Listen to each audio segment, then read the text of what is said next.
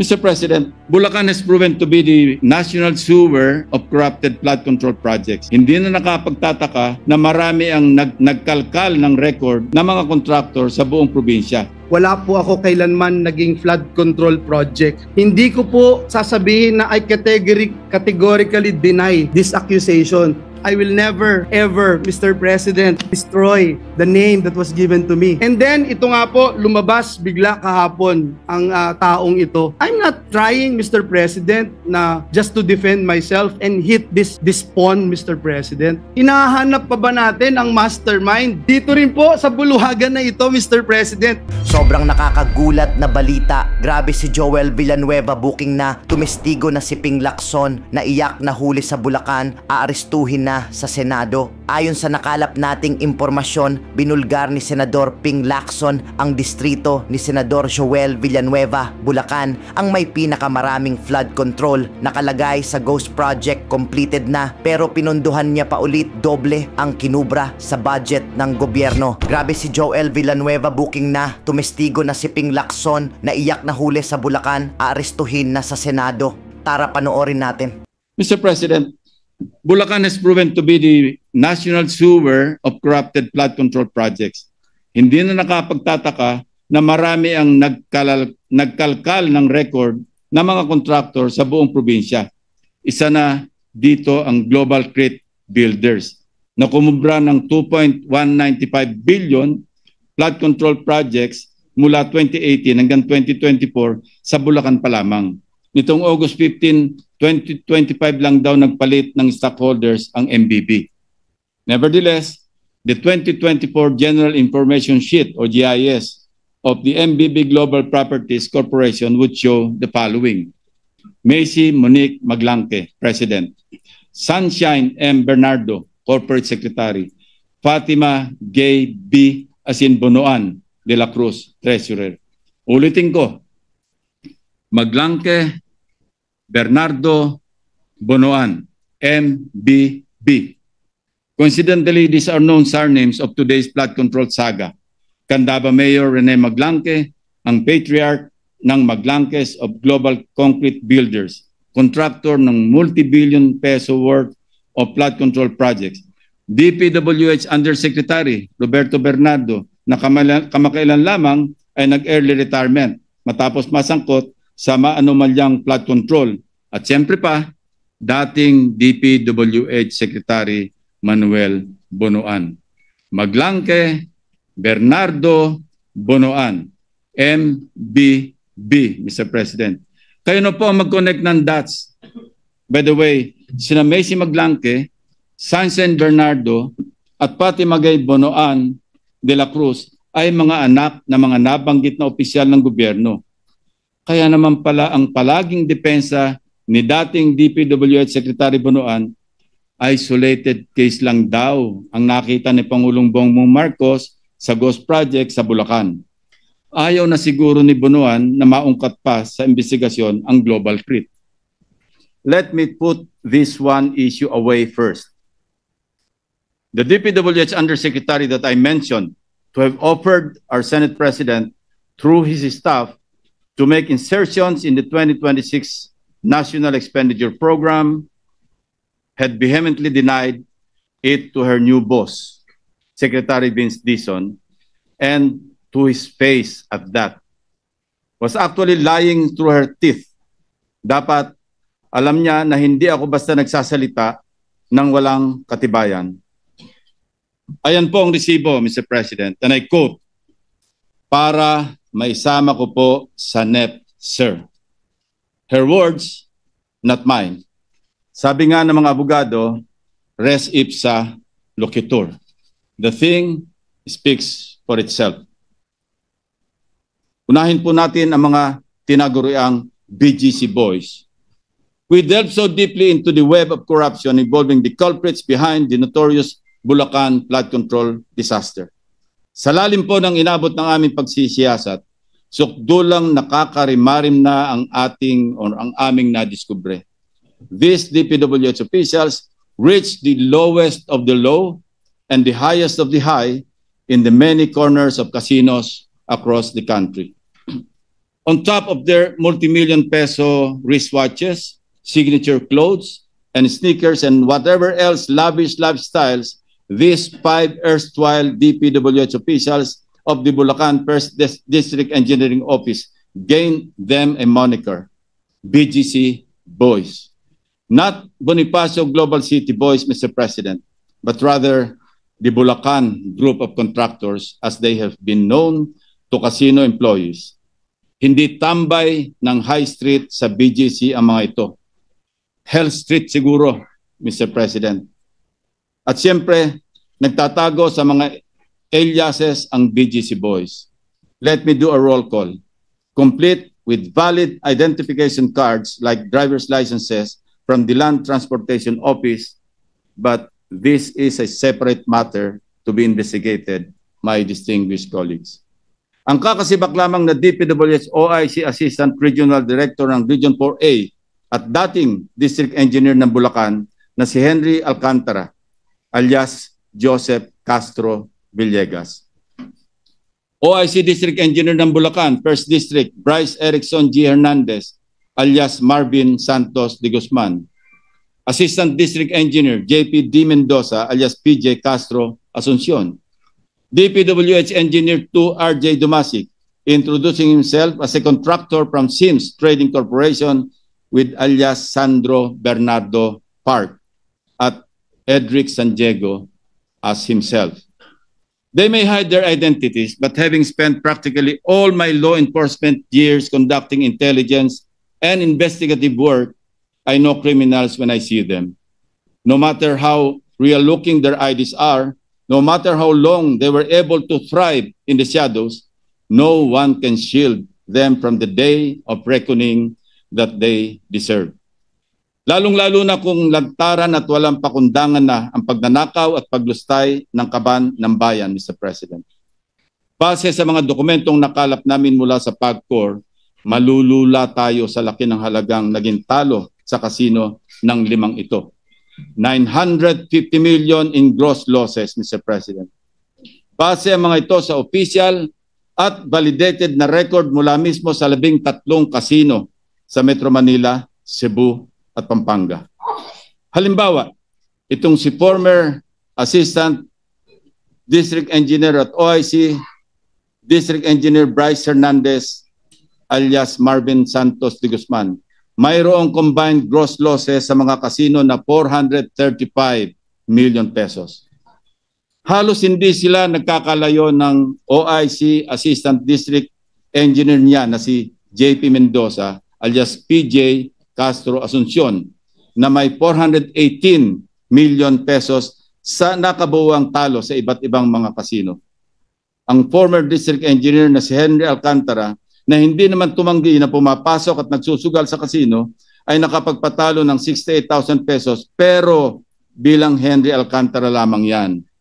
Ang mas malaking bulto ng kanyang talo habang nagtatago sa kanyang alias na Joseph Castro Villegas ay tumataginting na 36.7 million pesos in gross losses.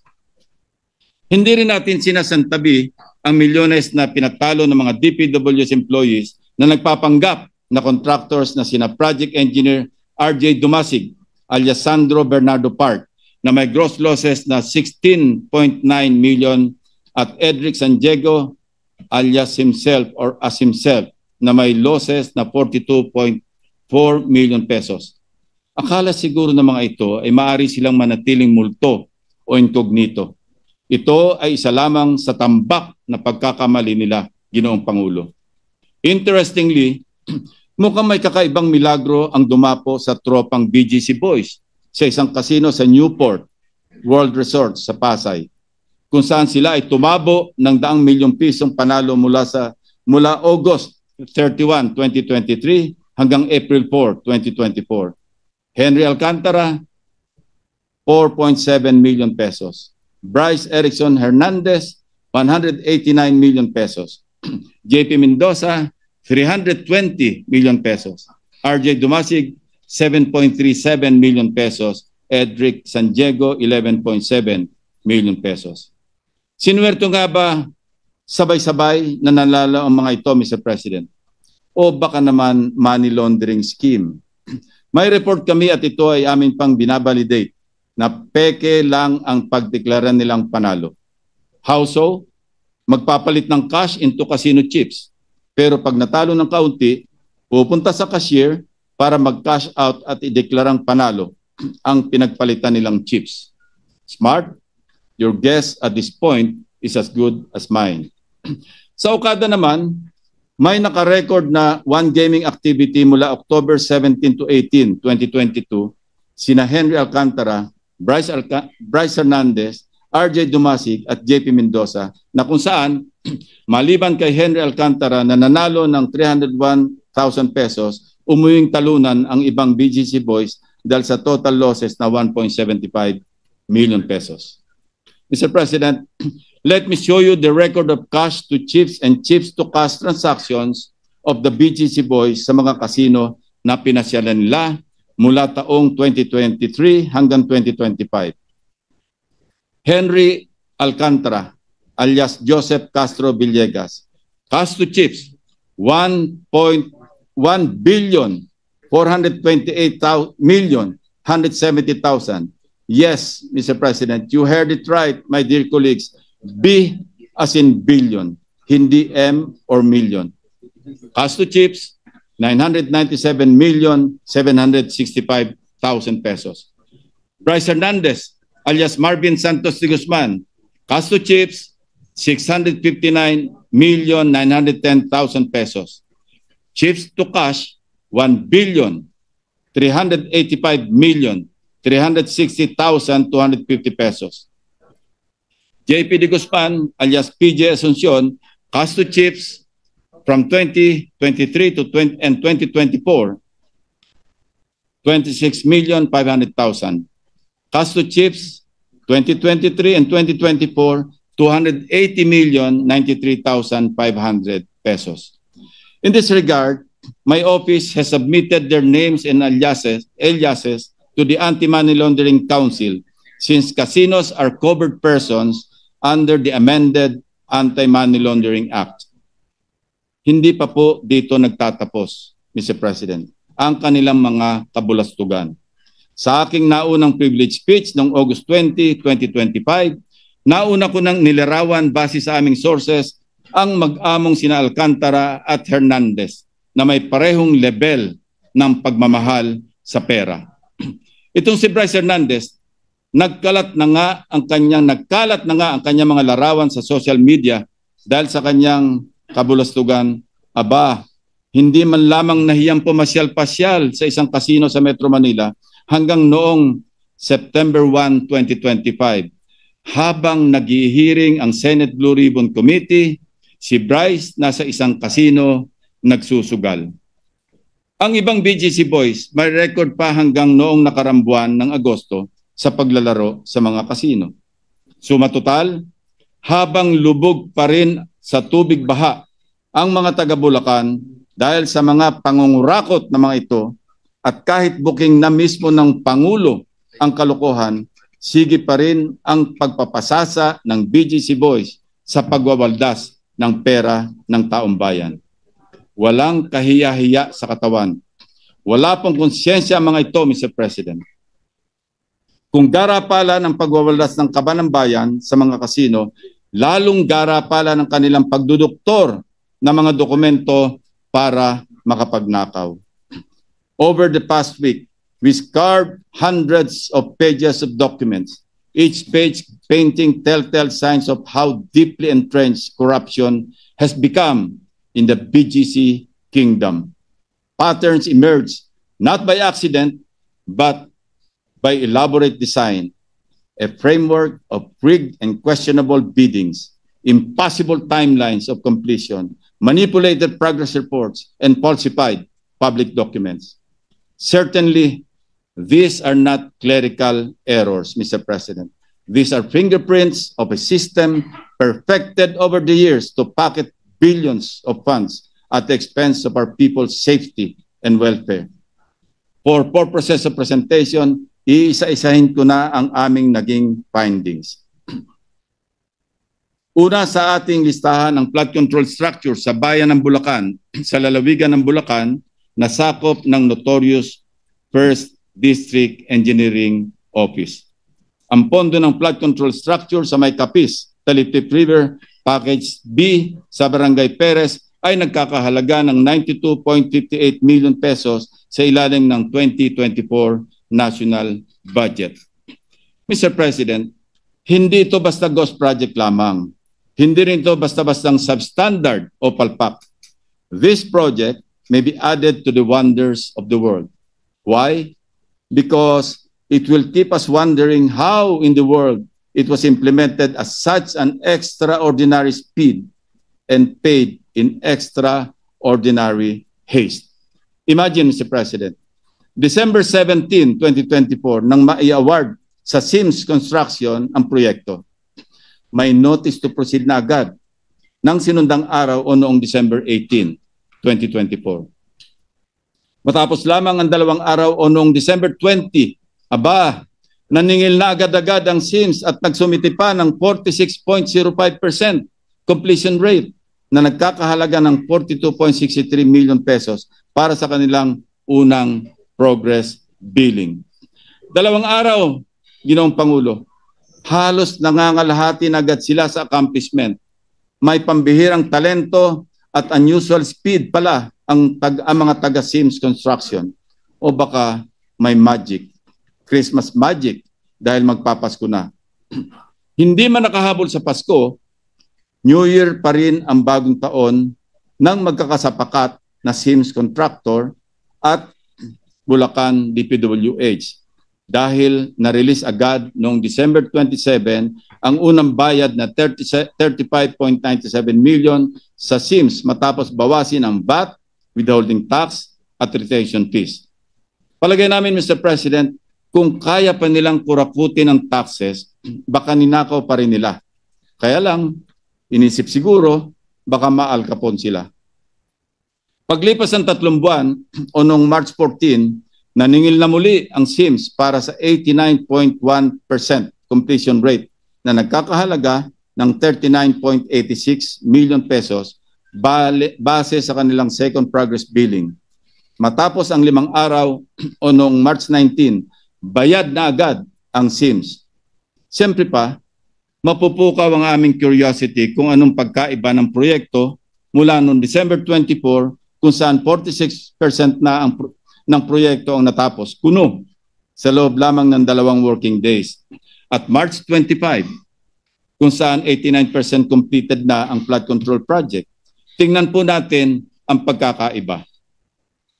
Ito po ang mga larawan na naka-attach sa first billing request dated December 20, 2024 na 46% completed daw. At second billing request dated March 14, 2025. Sabi nga po nila, can you spot the difference? Wala po tayo makikitang pagkakaiba, Mr. President. Let me explain.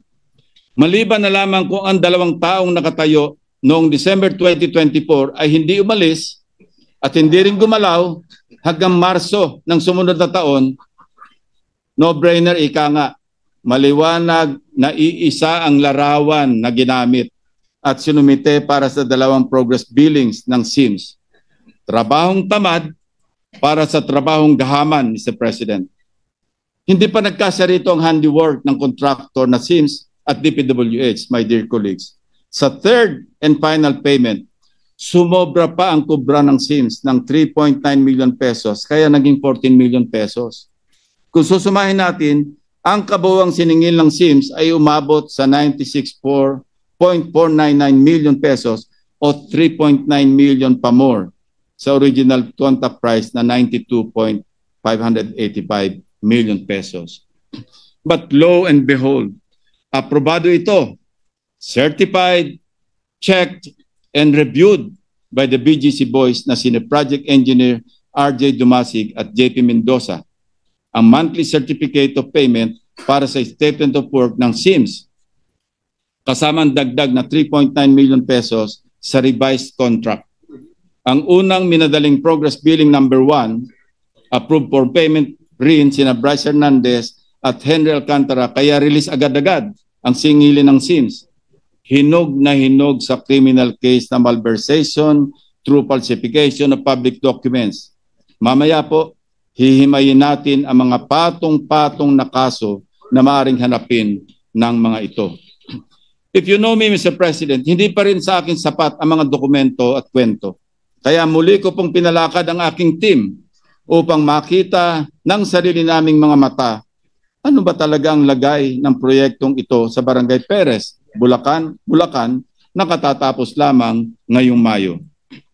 Ang tumambad sa amin, Package A, ng parehong proyekto sa parehong lugar ng Package B, sa Barangay Perez, Bulacan.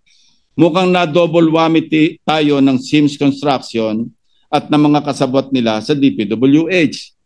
Kung nasaan ang Package B na minadaling nabayaran, ay mananatili na lamang guni-guni dahil tanging package A lamang ang nandun.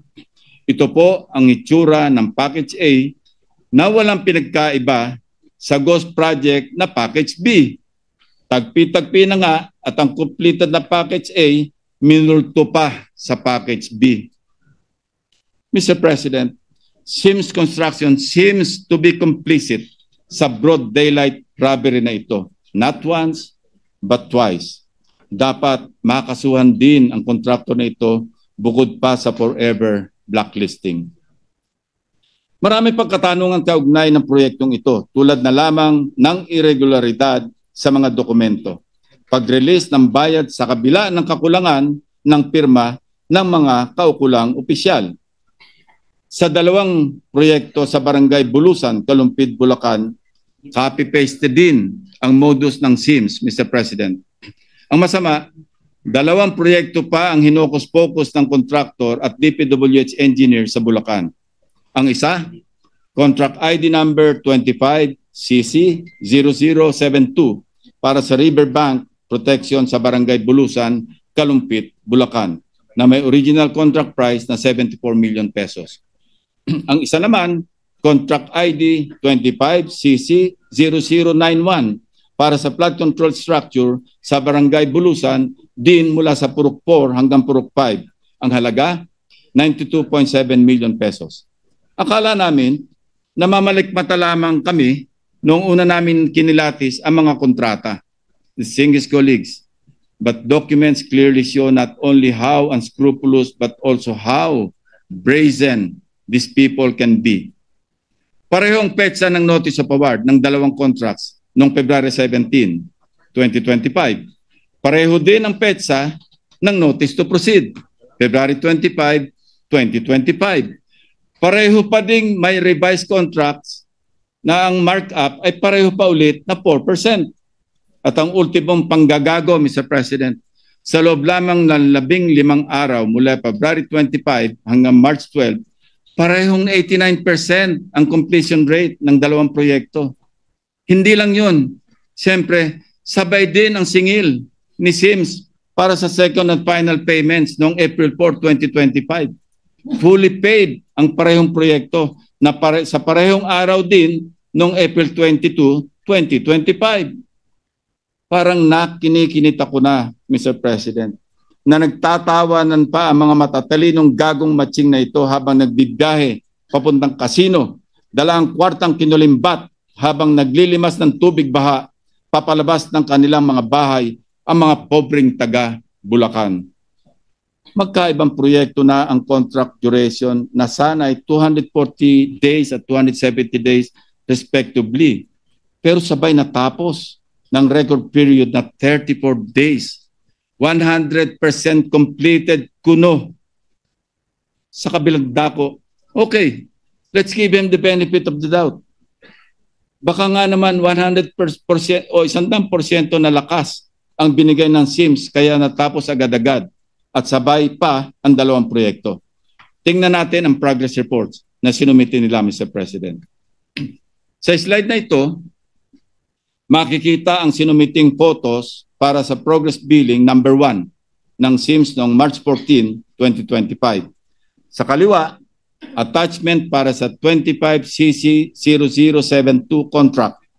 Sa kanan naman, para sa contract 25CC0091, may pinagkaiba po ba? Ganito rin ang attachment para sa second and final billing na sinumite noong April 4, 2025. Hindi tayo namamalikmata.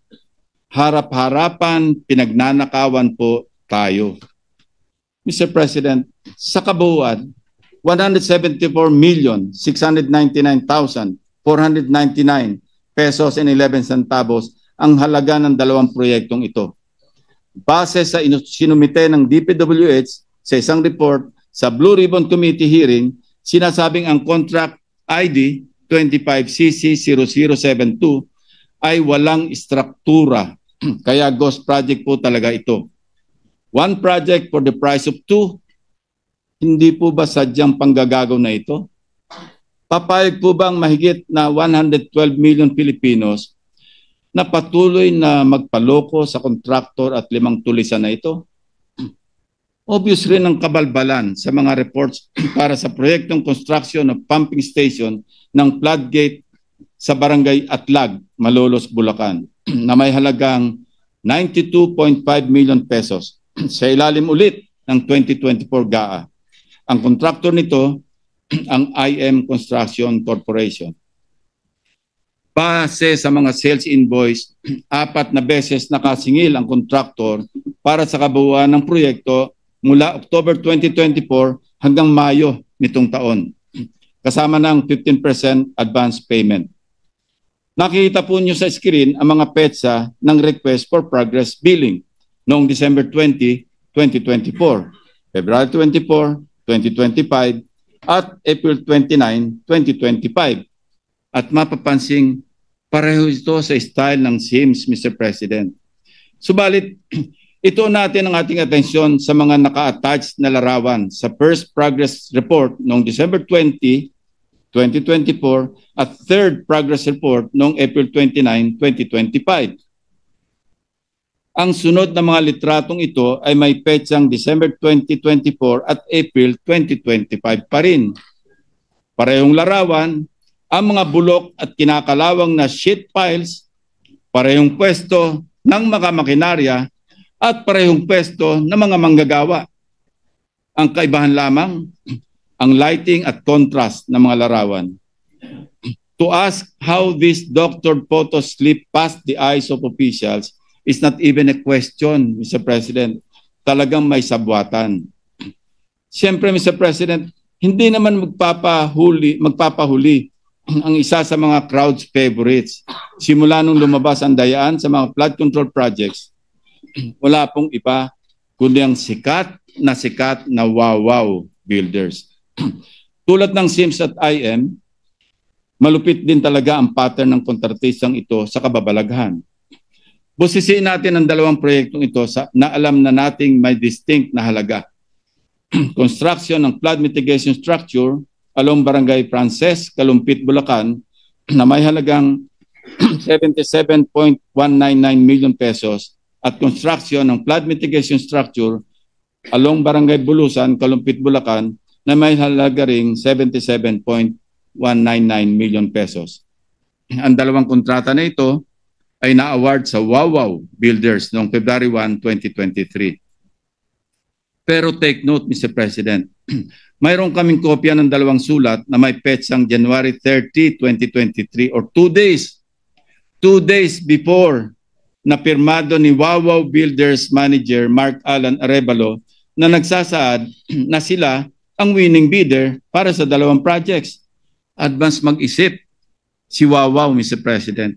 Ang notice to proceed para sa dalawang contracts pareho rin ng petsa, February 13, 2023. Subalit mahigit 1 linggo pa lamang ang nakalilipas mula sa petsa o notice to proceed, naniningil na para sa 50% project accomplishment rate ang Wow Builders. Ang nakasaad sa 50% accomplishment rate na ito ay resulta ng isinasagawang trabaho na di umano mula February 13 to 20. 7 days, Mr. President. Ayon sa mga sales invoice na hawak namin, na-release naman ang hinihinging kabayaran noong February 23, 2023. Ang kalahati ng kabayaran at retention fees again for both projects ay naatado naman sa release mula April hanggang July 2023. sabay rin ang mga petsa ng bayaran kung saan hindi rin nagkakalayo ang mga halaga. Ang 50% ng proyekto isinagawa ng 7 araw. Ang sunod na kalahati, ginawa ng mahigit 4 na buwan. Not for one project, but for 2, Mr. President. Napakahusay, napakaganid. Kawawaw na kawawaw talaga tayo sa Wawaw Builders. Saan ba hantong lahat na ito, Mr. President? Our people are growing impatient and angry, but we are not in the business of quick fixes and band-aid solutions. The newly installed Secretary of Public Works and Highways, Vince Dizon, has hit the ground running to weed out the corruption in the agency. Investigators are running their course in both chambers of Congress. The President shows no sign of wavering in this fight. We are on the right trajectory in getting to the bottom of this systemic rot and punishing to the fullest extent of the law those who have corrupted us. Sa dahilang ang prosecution ay mandato ng ehekutibo, titiyakin nating may ambag ang oversight functions ng Senado sa pagpapanagot ng mga sangkot. Lahat ng may kinalaman sa pagnanakaw, mapakontraktor o empleyado ng DPWH o mambabatas man, ay dapat isama sa kasong kriminal na isasampa. We respectfully urge the DPWH to refer this matter for the filing of criminal cases, including multiple violations of Article 217 in relation to Articles 48 and 171, Paragraph 4 of the Revised Penal Code, or malversation through falsification of public documents. For one, the falsification of documentation, particularly the use of manipulated photos in contractors' progress billing reports, later certified by DPWH officials, is a blatant violation of this provision. Mr. President, even if we do away with said complex crime and file cases for malversation alone, kung ang tampok na halaga ay higit 8.8 million pesos, reclusion perpetua o pagkakakulong ng 20 years and 1 day to 40 years ang parusa. Next is the prosecution for violation of the Anti-Graft and Corrupt Practices Act, Republic Act 3019, Section 3E, causing undue injury to the government or giving a private party unwarranted benefits, advantage, or preference through manifest partiality, evident bad faith, or gross inexcusable negligence. And Section 3G, entering on behalf of the government into contracts manifestly and grossly disadvantageous to it. And Section 8, in relation to Republic Act 1379, unexplained wealth.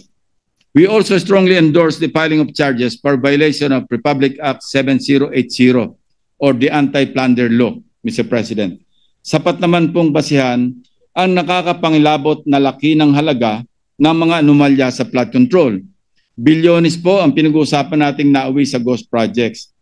Ang marangyang pamumuhay ng mga sangkot na opisyal ng DPWH at ang daang milyong kaya nilang ipatalo sa mga kasino ay kabilang sa magpapatunay sa paglabag sa batas na ito.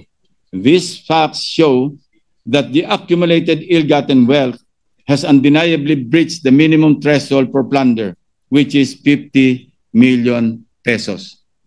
Dahil ang bawat isang maanumalyang kontrata ay isang hayagang paglabag sa batas, malinaw po na natutugunan nito ang requirement ng Anti-Plunder Law na nagsasaad na ang ill-gotten wealth ay dapat nagmula sa paulit-ulit o serye na mga gawain upang makaipon ng yaman sa pamamagitan ng pandaraya.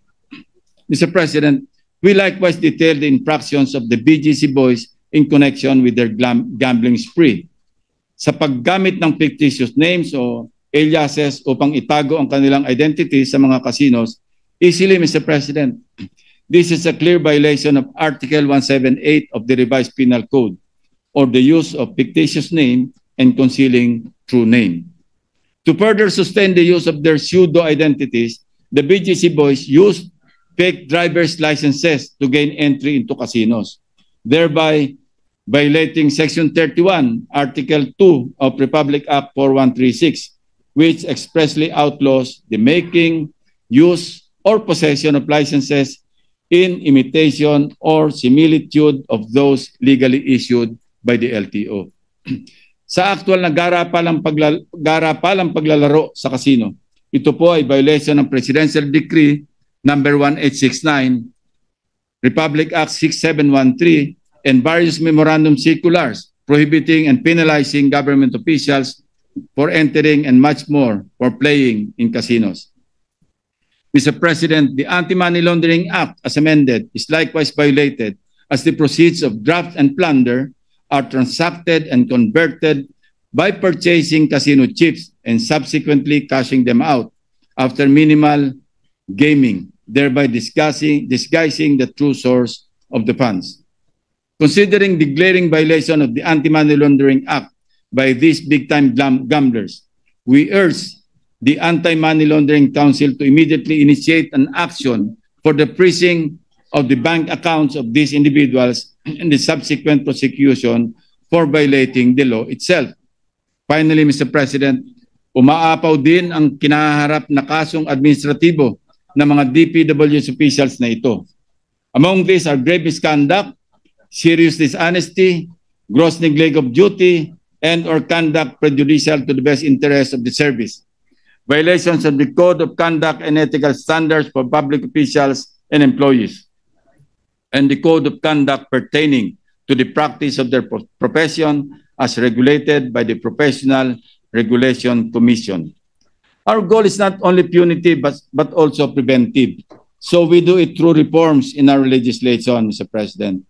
Amendment of Republic Act 4566 as amended by PD number 1746 or the Contractors License Law to institutionalize the perpetual absolute ban of blacklisted contractors found to have ghost and substandard projects and higher penalties for conflicts of interest brought by interlocking positions in related industries or entities. Amendment to increase penalties for conflicts of interest, especially those public officials and employees who may also act as contractors under Republic Act 6713 or Code of Conduct and Ethical Standards for Public Officials and Employees. Transparency initiatives in the budget process and accountability measures in the planning and budgeting of infrastructure projects. Kung walang detailed architectural and engineering design or DAED, wala dapat pondo. DPWH should also publish DAED, Program of Works and Detailed Unit Price Analysis or DUPA. Mr. President, more than ever, we need people speaking up, not talking down on the efforts we have built. Words such as, wala ring mangyayari dyan, wala namang makukulong, at umpisa lang yan, malilimot din yan, do not help our cause, Mr. President, but only embolden those who have robbed us of our hard-earned taxpayers' money. In my first privileged speech, I spoke about the flooded gates of corruption. Today, we turned our sight into a darker place, the flooded gates of hell. There, we can find those who rob the Filipino people, drowning not in floodwaters but in sins and moral decay of the corrupt and greedy officials and contractors. Sana, sa madaling panahon, malunod ang may mga kasalanan sa dami ng kasong kanilang haharapin. Mr. President, these people have reduced the lives of our flood-stricken countrymen into living hell. It is time to give them what they rightly deserve. Thank you, Mr. President. Senator Joel Villanueva is recognized. Thank you, Mr. President. I was supposed to give a personal and collective privilege, but then, Mr. President, just to not belabor the issue anymore because we have Senator Lacson who is set to deliver a privileged speech. May I just make a short manifestation, Mr. President, if I may? Yes, you may proceed. Yes, Mr. President, thank you. Mr. President, sabi po nung dating sikat na senador dito sa bulwagang ito, na itago natin sa pangalang Joker Arroyo, kapag bad ka, lagot ka. Pero ngayon, Mr. President, kapag good ka, lagot ka sa mga sindikato. Mr. President, ngayong araw pong ito, kaninang umaga, nagulat po ako nung meron pong kumaladkad sa pangalan natin tungkol po sa flood control project sa mahal nating lalawigang Bulacan. Uulitin ko at parang sirang plaka na po ako, Mr. President. Wala po ako kailanman naging flood control project. Hindi ko po sasabihin na I categorically deny this accusation. Dahil po may resibo po tayo. Meron po pwedeng i-verifika kung bakit ito nangyayari. Mr. President, noon pa man tayo ay lumalaban na against this flood control issues, Mr. President. 2023, I'm just not sure, Mr. President, kung ready na po yung staff natin para i-show yung video na since 2023 ay dito po sa mismong bulwagan na ito at sa mga committee hearings, binabanggit na po natin ito. Please.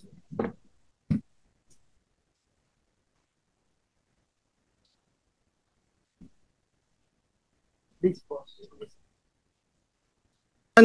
Kinausap ko nitong nakaraang Karina, ang lahat nagsasabi, mas worse. Yung dating hanggang bewang, lagpas tao na. Yung dating hindi binabaha, binabaha na. Hindi inaabot na bahay, binabaha na. So, I don't know how else to say this, Mr. Chairman. Yung 5,500 pala na programs, projects na natapos, na ipinagmalaki ng ating Pangulo noong SONA ay patsi-patsi lang. Hindi rin nakatulong, tingin ko, Mr. Chairman, hindi nakatulong kasi patsi-patsi nga po eh.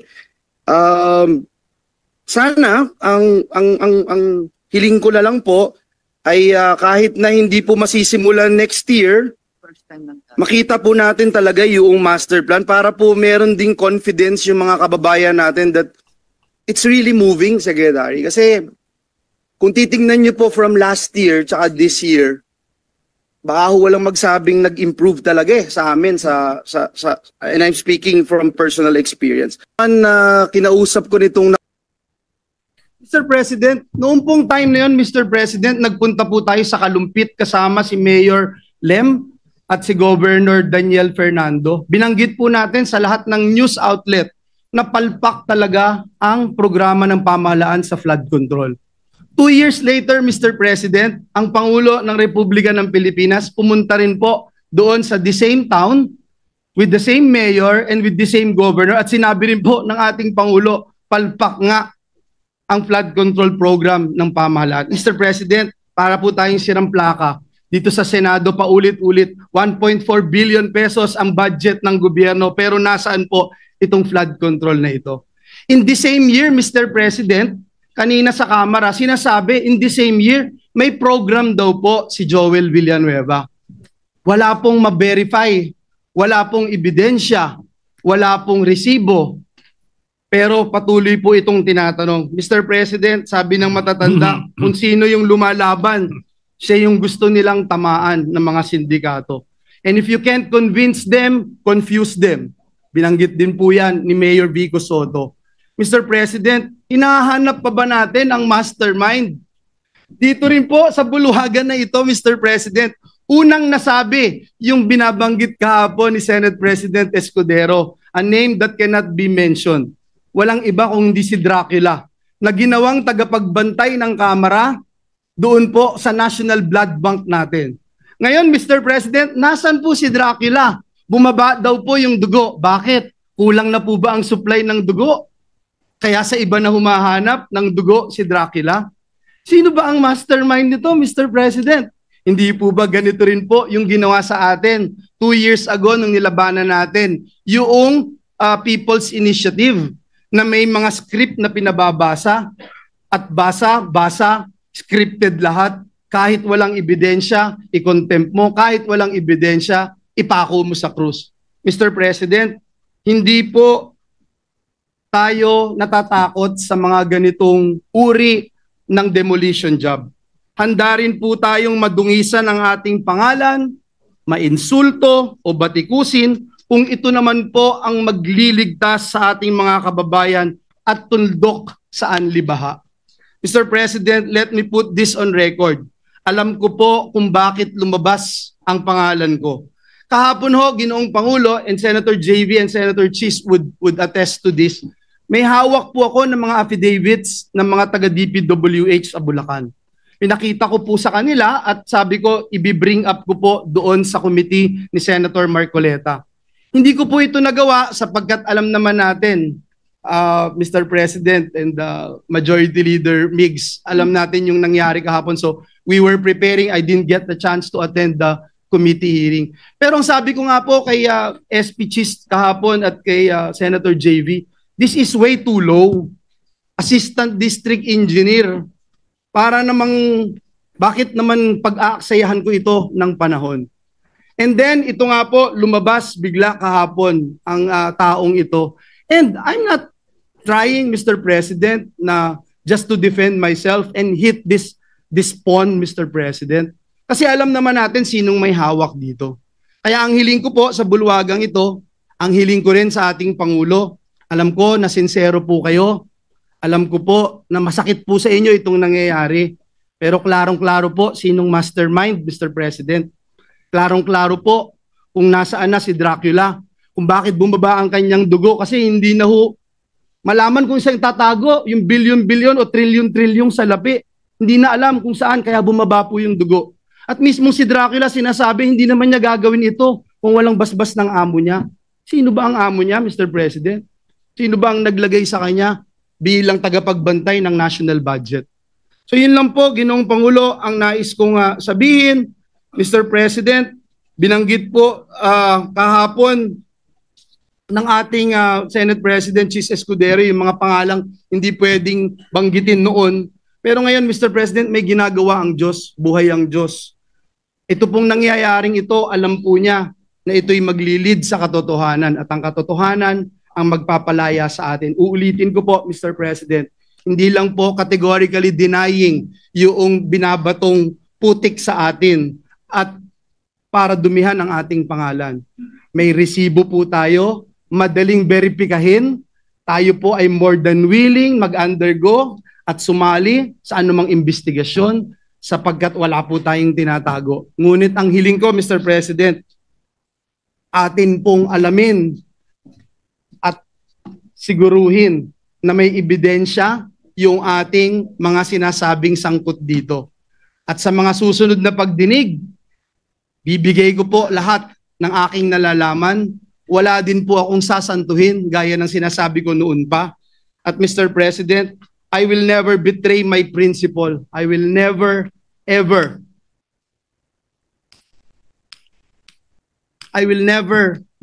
Mr. President, destroy the name that was given to me by my parents, Mr. President, because it's priceless, Mr. President. The Bible says a good name should be chosen than great riches. Pinalaki po ako ng magulang ko na naniniwala ako sa langit at impyerno. Pinalaki po ako ng magulang ko na naniniwala ako that when you die here on earth, you will face your Creator and immediately into judgment. Pinalaki po ako ng magulang ko na sa impyerno, wala pong graduation. Kahit 1 bilyong taon, kahit 1 trilyong taon, pag ikaw ay nagkasala, pag ikaw ay pinarusahan ng Diyos, wala pong graduation doon. Mr. President, my duty has always been to serve our kababayans, lalong-lalo na po ang mga kababayan kong Bulakenyo who suffer from flooding year after year. And that is where my focus remains, Mr. President, finding real solutions, not engaging in black propaganda. Mr. President, I will not be distracted by lies. And instead, I affirm my commitment to the work that truly matters, serving our people with honesty and integrity. Maraming salamat po, Ginoong Pangulo. Ngayon, ikaw bilang Pilipino, ano ang masasabi mo at reaksyon sa balitang ito? Mag-iwan ka ng komento sa ibaba at atin pong babasahin isa-isa.